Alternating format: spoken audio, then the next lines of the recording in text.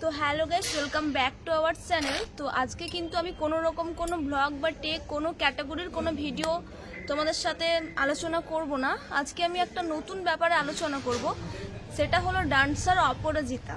তো নদিয়া জেলার যে বাসিন্দা অপরাজিতা ডান্সার রয়েছে, তারা মানে অন্তত তাকে তোমরা অনেকেই চেনো, যেহেতু সে ডান্সের ভিডিও বানায়। তো এই ভিডিওটা শুরু করার আগে তোমরা একটু সাইড স্ক্রিনে দেখে নাও যে অপরাজিতা ঠিক কি করেছে, যার জন্য তাকে আজ এত ট্রোলের মুখে পড়তে হচ্ছে, সবাই ওকে নিয়ে এত নিন্দা করছে।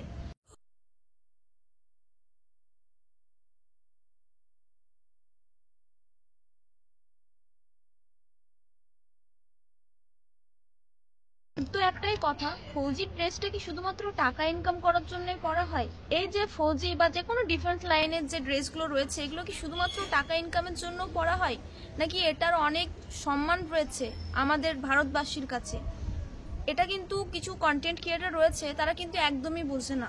তারা মানে ডলার কামানোর থ্রুতে, ইনকাম করার থ্রুতে তারা সোশ্যাল মিডিয়া প্ল্যাটফর্মটাকে এমন একটা নোংরা জায়গা বানিয়ে দিয়েছে যেখানে বলার মতো কিছু নেই। তো পেহেলগামাতে যে ঘটনাটা ঘটলো, তারপর থেকে কিন্তু আমাদের ইন্ডিয়াতে বারণ করা হয়েছিল যে কোনো রকম কোনো ফৌজি ড্রেস বা কোনো যে ডিফেন্স লাইনের যে ড্রেসগুলো রয়েছে, সেগুলো যেন দোকান থেকে কোনো রকমভাবে কোনো বিক্রি না করা হয়। নর্মাল পাবলিক যারা রয়েছে, সাধারণ জনগণ, তারা যেন এই ড্রেসটা কখনোই না পরে, মানে পরার কোনো অধিকার নেই, না হলে কিন্তু তাদের বিরুদ্ধে আইনত স্টেপ নেওয়া হবে। তো এই নিয়েই কথাবার্তা হয়েছিল। তো এত কিছু ঘটে যাওয়ার পরও আমাদের যে ডান্সার অপরাজিতা দি রয়েছে, সে কিন্তু এই সমস্ত কথাকে তোয়াক্কা করে সে কিন্তু ডলার ইনকাম করার জন্য, টাকা ইনকাম করার জন্য এই ড্রেসটা পরে যা না তাই অঙ্গ বিকৃতি করে একদম ডান্স করে একদম সোশ্যাল মিডিয়া কাঁপিয়ে দিয়েছে। এ হচ্ছে এটার একটা ব্যাপার। তো আমার এখানে একটাই কোয়েশ্চেন আছে অপরাজিতা দিকেই, বা সবার কাছেই একটা কোয়েশ্চেন আছে, কিন্তু বিশেষ করে যেহেতু অপরাজিতা দি এটা করেছে, তো কথা হচ্ছে যে যুদ্ধ কি কখনো কোনো ট্রেন্ডিং রিলসের বিষয় হতে পারে? মানে যুদ্ধ কি এমন খুব আনন্দের জিনিস যে যেটাকে একটা ট্রেন্ডিং রিলসের বিষয় বস্তু মানে ভেবে সেটা নিয়ে ডান্স করে যা না তাই করে সোশ্যাল মিডিয়াতে পোস্ট করে ডলার কামানো যায়? পেহেলগামাতে যে হত্যাকাণ্ডটা হয়েছিল, সেখানে কিন্তু যারা জঙ্গিগুলো এসেছিল তারা কিন্তু আমাদের ফৌজি ড্রেস পরে এসেছিল। তো সেখানে যে পর্যটকরা ছিল তারা কিন্তু ভেবেছিল হতে পারে কোথাও কোনো রকম কোনো ফায়ারিং চলছে বা কোনো রকম কোনো কাজ চলছে বা কিছু হচ্ছে, এই জন্য কিন্তু তারা সেই স্থান ছেড়ে কোথাও যায়নি। তো যারা পর্যটক ছিল তারা কিন্তু ভেবেছিল যে যারা এখানে রয়েছে তারা হয়তো আমাদের কোনো রকম কোনো ইন্ডিয়ার ফৌজি বা সেরকম কোনো কিছু, এরকমই ভেবে তারা কিন্তু সেখান থেকে কোনো রকম কোনো মানে পালিয়ে যাওয়ার মতো কোনো কিছু করেনি। এমনকি রীতিমতো তখন ফায়ারিং শুরু করার পরও তারা কিন্তু সেখানে দাঁড়িয়েছিল, বসেছিল, যারা যেমন ছিল আর কি তারা সেভাবেই ছিল। লাস্ট পর্যন্ত কিন্তু তাদের হাতে তাদের জীবন গেছে। এই একটা মুহূর্তর এত কিছু ঘটনা ঘটে যাওয়ার পর যখন সবকিছু ড্রেসগুলো বিক্রি করা বারণ হলো, আইনত এত রকম আইন বেরোলো, এত রকম কথা বলা হলো, তারপরেও ডান্সার অপরাজিতা দিদি ভাই কি করে এই জিনিসটা করে, আমি সেটা নিয়েও ভাবি। আর তার থেকেও একটা বড় কথা রয়েছে, মানে যেটা না বললেই নয়, তার বাবা মানে পরবর্তী ওরই ভিডিওর দ্বারা জানা যায় যে তার বাবা নাকি ডিফেন্স লাইনে ছিল, একজন প্রাক্তন ফৌজি। তো তার মেয়ে হয়ে সে কিভাবে এরকম একটা অন্যায় নোংরামো কাজ করতে পারে, আমি সেটা নিয়ে ভাবি যে কি করে এটা সম্ভব। আমার মনে হয় বা আমাদের পুরো দেশবাসীরই সেটা মনে হয় যে কোনো রকম কোনো ডিফেন্স লাইনের ড্রেস নিয়ে কখনোই কোনো ন্যাকামো করাটা উচিত নয়, বা সেই গানেও কোনো রকম কোনো ন্যাকামো করাটা সত্যিই উচিত নয়, না হলে তাদের বিরুদ্ধে স্টেপ নেওয়াটা খুবই দরকার। আর পার্সোনালি অপরাজিতাদির যে ডান্সগুলো আছে সেগুলো আমিও ভীষণ পছন্দ করি, এটা সত্যি কথা। আমিও তার একজন সাবস্ক্রাইবার, কিন্তু কথা হচ্ছে অবভিয়াসলি সে কিন্তু নোংরামো করেই কিছুটা ডান্স করে, আর কিছুটা হয়তো তার ডান্সের স্টেপ ভালো, কিন্তু সে আজকে সেই জায়গার থেকে ভিউজ কামানো, ডলার কামানোর জন্য যে এরকম একটা নোংরামো করতে পারে, সেটা কিন্তু সত্যি কথা বলছি মানে আমি কখনো ভাবিনি যে এরকম একটা জিনিস করবে। মানে যেহেতু এত বড় একটা যুদ্ধের মুহূর্ত চলছে আমাদের ইন্ডিয়ার মধ্যে, সেই মুহূর্তে দাঁড়িয়ে যে ওনার মতো একজন বড় ভাইরাল ডান্সার যে এটা করতে পারে, এটা কিন্তু সত্যি কথা বলতে আমি পার্সোনালি কখনো ভাবিনি।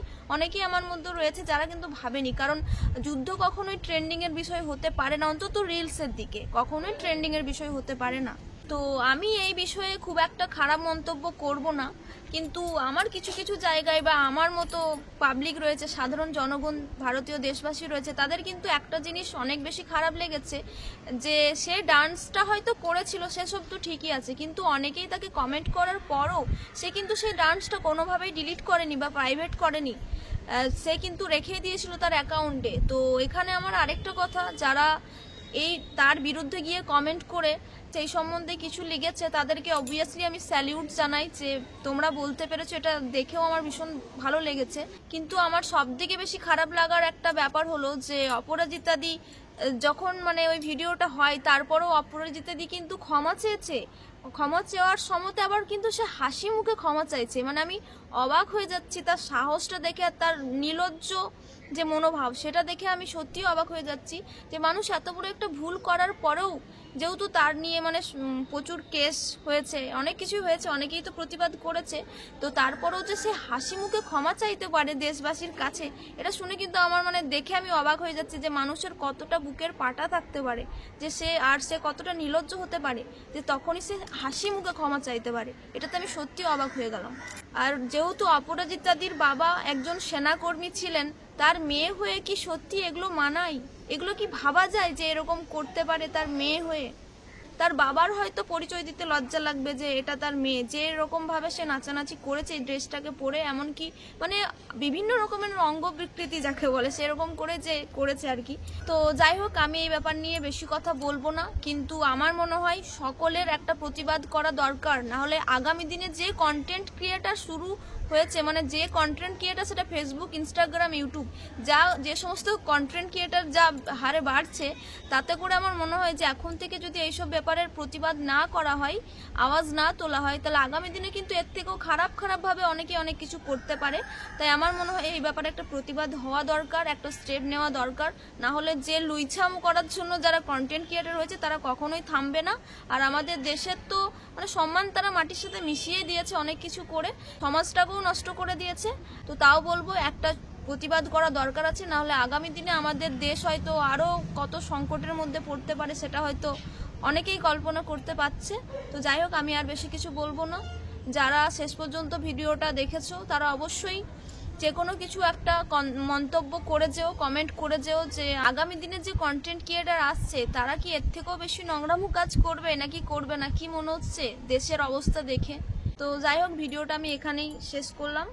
সবাই পাশে থেকো, সাথে থেকো, আর নতুন নতুন ভিডিও পেতে অবশ্যই আমার চ্যানেলটাকে সাবস্ক্রাইব করে রেখো যদি তোমাদের ভালো লাগে, নাহলে জোর জবস্তির কোনো কিছু নেই। তো যাই হোক, সবাই ভালো থেকো, আর সবাই একটু সতর্কভাবে ভিডিও করো। অবভিয়াসলি ভিডিও এখন সবাই ফেসবুক, ইউটিউব প্ল্যাটফর্মে এসছে, তো একটু সাবধানে ভিডিও করো, দেখো যাতে দেশের কোনো রকম ক্ষতি না হয় আর সমাজটা যাতে নিচে নেমে না যায়, এইসব একটু মাথায় রেখে অবশ্যই ভিডিও বানাও, কারণ এই প্ল্যাটফর্মে তো সবাই ইনকাম করছে, তাহলে তুমি কেন নাও?